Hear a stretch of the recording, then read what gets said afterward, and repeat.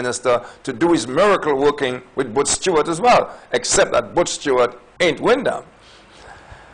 Also, what do we do if Butch Stewart decides to play hardball if anybody pushes him up against a corner, and Butch Stewart decides to play hardball and closes down his 3 hotels? He's done it before, you know.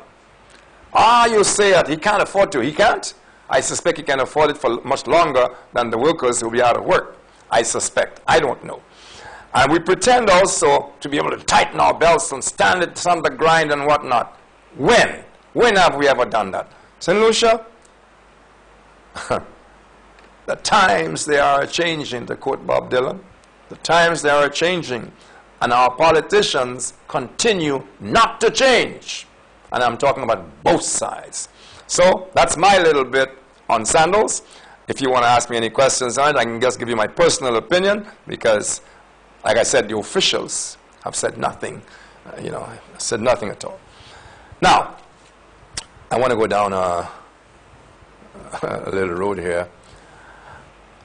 I heard Claudius on the air the other day making the point that people were, essentially, I'm paraphrasing, that people were being a little unfair on the Seventh-day Adventist candidates, because there are people who think the Seventh-day Adventists ought not to be in politics.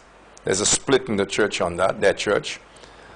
And every time a Seventh-day Adventist comes on the radio or whatever, who is a politician, a lot of questions are thrown at him or her. And Claudius said, well, how is it those questions aren't thrown at the Catholics and the Anglicans and the whatever? Well, again, I think I know why. I don't think there's any Catholic in government especially noted for being pious, except for Sarah Flood Bobra. And if there are other Catholics in government, they made a happy show of Catholicism in terms of how they treated Sarah Flood Bobra. Okay? But also, and I have a friend I know who's watching me on this, especially when I go down that road. Catholicism ain't synonymous with nothing pious. Catholicism in the Caribbean is synonymous with compromise, give way, allow this to happen, play politics depending on the prime minister in office. Think of gaming. When it was the previous government, Compton told the priests who were campaigning against casino gambling, he told them, you take care of the souls of the people, I'll take care of their bellies. And that ended that. There were a little protests, but that ended that. In the time of Kenny Anthony, by the way, Compton did not succeed in establishing casino gambling.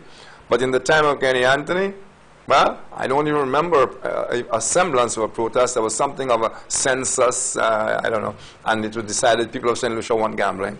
Only to discover, very interesting, some kind of census was conducted that evidently satisfied the authorities that St. Lucians didn't mind have gambling. Now that's interesting, because when the law was eventually passed, it excluded St. Lucians from gambling. So what was the point in asking them how they felt about gambling and pretending that the establishment of casino gambling depended on how St. Lucians felt about it? And when you were satisfied that they said it was okay, you then say, fine, now, buzz off, you can't gamble in St. Lucia once you are a St. Lucian. Made no sense to me. But I'm making the point how the Catholics vacillate depending upon who is in office. So it's no surprise that nobody takes the Catholics seriously. But the Adventists. And I should say also that the Catholics tend not to carry the badges on their shoulders. They don't make a big deal about being Catholic. But the Adventists do. They do. When Menisa Rambali came into office, it was as the daughter of a staunch Seventh-day Adventist, and she was going to carry this whole Seventh-day Adventist religious thing. Well, it didn't quite work out like that, but we'll come to that. And now it's Robert Lewis,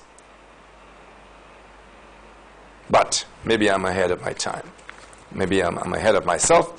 I actually wrote this down because I don't normally write notes, but I actually wrote this down. So you'll bear with me if I do a little preamble on it. About 100 years ago, when I was about 23 years old, and beginning to make a name for myself as a singer in the UK. I was interviewed by a South African newspaper, something to do with a record I had out at the time. The reporter never asked where I was born, but when his story appeared, it began this way.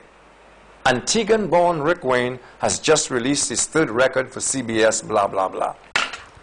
I have no idea how the paper found its way to St. Lucia, that's South African newspaper. For all I know, someone in the UK may have sent it to someone here, you know, to let them know how one son of the soil was making out in show business in England. No matter. Years afterwards, by which time I was back in St. Lucia and working as editor of The Voice,